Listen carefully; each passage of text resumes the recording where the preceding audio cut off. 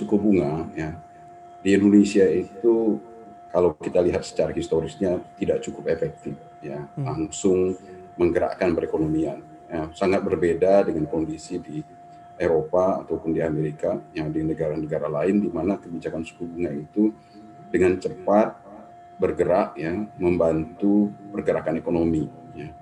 Nah, kalau di Indonesia kan ada semacam rigidity ya.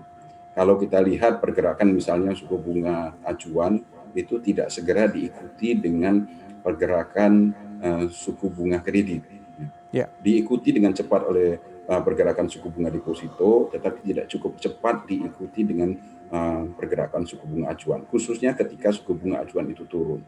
Ketika suku bunga acuan turun, yang sekarang misalnya kalau kita lihat di data ini, di kurva ini terlihat jelas secara konsisten BI menurunkan suku bunga acuan. Tetapi penurunan suku bunga kredit itu tidak secepat penurunan suku bunga acuan. Nah, inilah yang menyebabkan ya suku bunga acuan, penurunan suku bunga acuan di Indonesia itu tidak cukup efektif untuk menggerakkan perekonomian.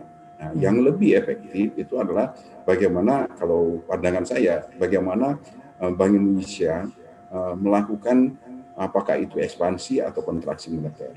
Ini sepanjang tahun ini, mulai dari tahun lalu, Bank Indonesia sudah cukup agresif untuk untuk melakukan ekspansi moneter, ya, termasuk juga di tengah wabah pandemi ini Bank Indonesia melakukan burden sharing ya, dengan dalam posisinya untuk membeli surat utangnya pemerintah di pasar perdana. Saya kira ini yang lebih efektif karena dampaknya terhadap likuiditas di pasar keuangan itu langsung terasa.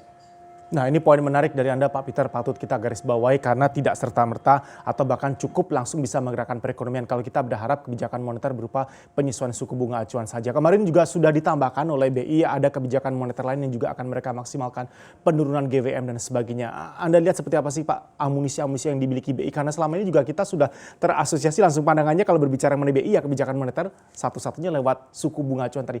Bagaimana kita juga bisa merubah mindset ini bersama, Pak, bahwa masih ada kebijakan moneter lain juga bisa dilakukan dengan konteks Indonesia? Ya, intinya kan kebijakan bank sentral itu kan adalah untuk mempengaruhi likuiditas. Ya. Ketika perekonomian itu mengalami kondisi seperti sekarang ini, ya, penurunan, mengalami kontraksi, resesi, biasanya Bank Indonesia atau bank sentral lainnya akan berusaha untuk menginjeksi likuiditas, menggerakkan lagi perekonomian dengan ya memberikan pelumas di dalam perekonomian, yaitu dalam bentuk likuiditas. Nah, kalau sekarang ini kan jelas sekali bagaimana sektor real kita mengalami kekeringan likuiditas akibat terhentinya perekonomian, di mana Bank Indonesia, Bank Sentral dan kemudian pemerintah berupaya untuk mengguyuri, ya, dengan membanjiri sektor real itu dengan likuiditas. Nah, kebijakan Bank Sentral untuk meningkatkan likuiditas ini menggunakan berbagai instrumen.